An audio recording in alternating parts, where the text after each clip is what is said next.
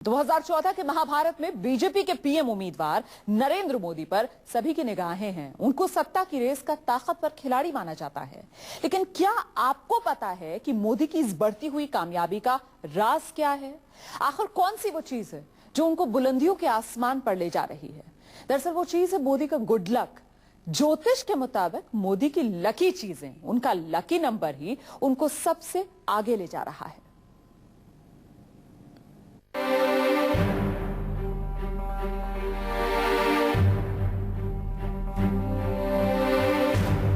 क्या है मोदी के लकी पेन की कहानी?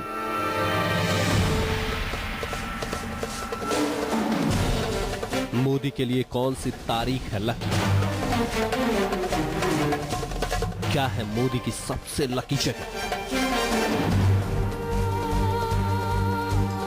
मोदी क्यों पहनते हैं रंगीन कपड़े?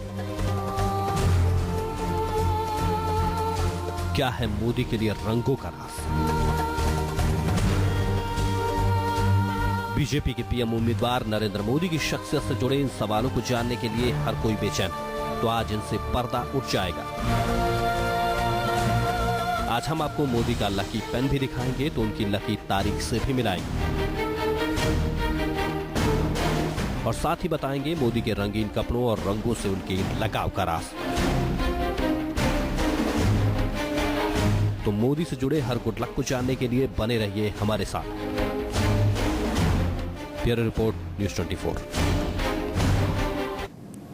दरअसल मोदी के गुड लक का सवाल उठा उनके लकी पेन वाली कहानी से, जो मोदी ने अपने बनारस के नामांकन के दौरान अपने पास खड़े एक शख्स को सुनाई।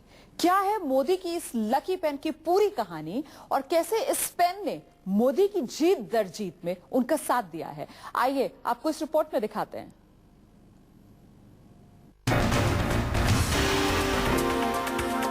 जो पेन सालों से मोदी के साथ है और मोदी की हर बड़ी जीत का दस्तखत करता है, क्या इस बार भी मोदी का ये लकी पेन मोदी के अरमानों को पूरा कर देगा? क्या मोदी गुजरात के सीएम से देश के पीएम बन जाएंगे? सवालों को सुनकर हैरत में मत पड़िए। आप सोच रहे होंगे कि पेन और मोदी की जीत का रिश्ता क्या है? आखिर पेन कैसे किसी को सत्ता की कुर्सी तक पहुंचा सकता है?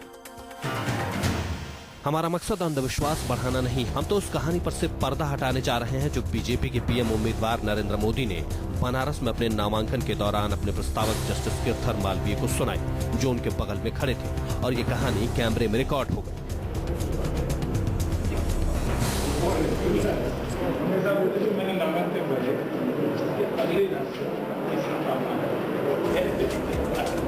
दरअसल 24 अप्रैल को बीजेपी के पीएम उम्मीदवार नरेंद्र मोदी का बनारस में नामांकन था। इसके लिए मोदी 2 घंटे की देरी से बनारस आए। पहले सियासत की सांकेतिक रवायतें निभाई और फिर रोड शो किया। सड़कों पर हजारों समर्थकों के बीच मोदी का काफिला नामांकन के लिए बनारस की सड़कों पर बढ़ता रहा। इसके बाद मोदी कलेक्ट्रेट पहुंचे और नामांकन की प्रक्रिया पूरी की। जब कागजों पर दस्तखत करने की बारी आई तो मोदी ने अपना सालों पुराना लकी पेन निकाला और दस्तखत करने के बाद इसकी कहानी बताने लगे।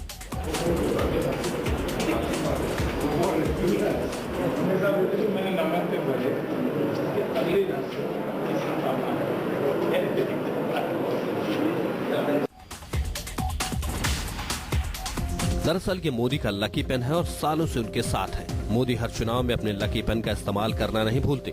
वो जब भी नामांकन करते हैं इसी पेन से करते हैं। वाराणसी में भी नामांकन के दौरान मोदी ने इसी पेन का इस्तेमाल किया।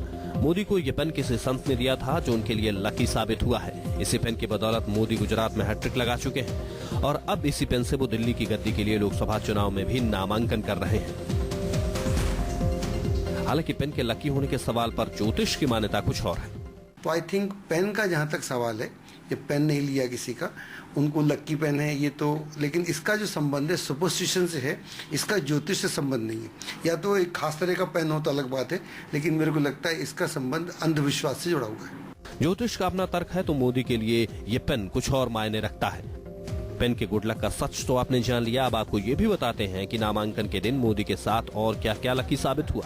मोदी के नामांकन की तस्वीरों में आप साफ देख सकते हैं कि मोदी के कंधे पर पीले रंग का अंग रखा है। दरअसल ज्योतिष मान्यता के मुताबिक गुरुवार के दिन पीले रंग का इस्तेमाल शुभ होता है और कार्यों में जीत मिलती है। हर दिन का अपना वस्त्र होता है।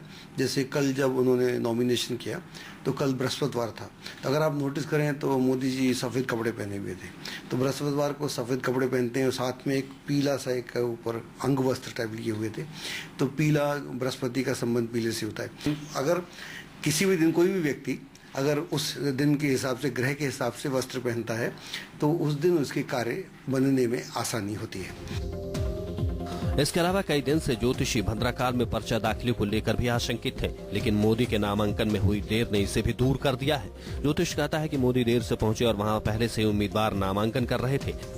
कि एक और पार्टी के लोग थे, वो एनकरेज करके जल्दी से भरना चाहते थे कि ताकि उस समय वो भरें। और इधर इनकी जो इनकी रैली हो रही थी, रोड शो, उसमें भी समय लग रहा था। तो उन दोनों के चलते जिन लोगों ने भरा उन्होंने एक्चुअली गलत समय में भरा। जब मोदी जी ने भरा तो वो ऊपर वाले की इनकी भाषा में बोले तो गंगा मैया की कृपा से इन्होंने सही टाइम पे भरा। लिहाजा भद्रा का दोष मोदी पर से हट गया। सितारे और लक अपनी जगह है। फिलहाल तो जनता जीत और हार तय करेगी। बनारस में 12 मई को वोटिंग है। इस दौरान वोटों का रुझान तय करेगा कि सत्ता का रास्ता किसके लिए खुलता है। क्या ये लकी पेन मोदी को सीएम से पीएम बना देगा? मोदी के लकी पेन के अलावा उनके लिए अहम है उनका लकी नंबर, जिसकी बदौलत मोदी आज कामयाबी के मुकाम पर पहुंच चुके हैं। इसके अलावा मोदी के लिए कुछ ऐसी तारीखें भी हैं जिन्होंने मोदी को बुलंदी के नए पैमाने पर पहुंचाया।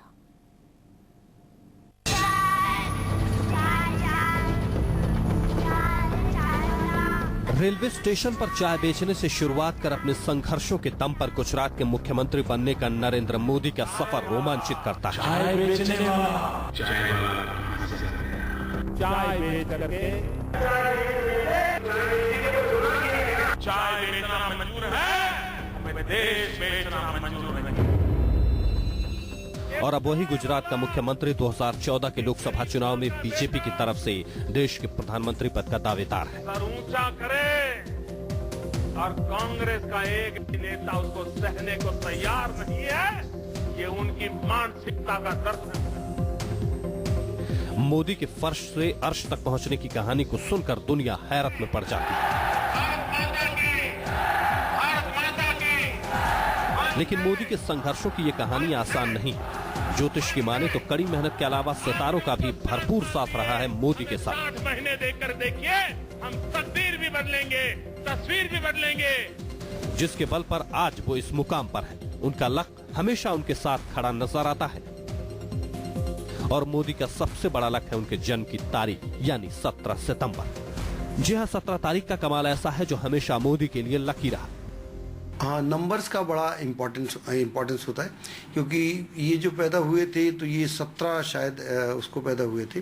तो 17 वाले व्यक्ति के लिए जो 4 नंबर या 13 नंबर आपने बोला, 13 का टोटल हुआ 4, तो 17 वालों के लिए 4 सूट करता है, क्योंकि 17 का टोटल हुआ 8, वो शनि का नंबर हुआ, और 4 जो नंबर हुआ ये राहु का नंबर हुआ, तो दोनों नंबर मैच करते हैं।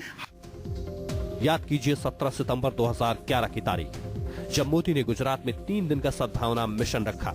शुरुआत जन्मदिन से ही की थी। भले ही वो तब पीएम पद के उम्मीदवार घोषित नहीं हुए थे, लेकिन बतौर पीएम उम्मीदवारी के लिए उनका कद बढ़ता जा रहा था और इस 3 दिन के मिशन ने इसे आसमानी ऊंचाई दे दी। और टोपी ना पहनने की इस तस्वीर ने तो फिर से देश में बहस का नया मुद्दा छेड़ दिया, जिस पर आज भी बहस होती है।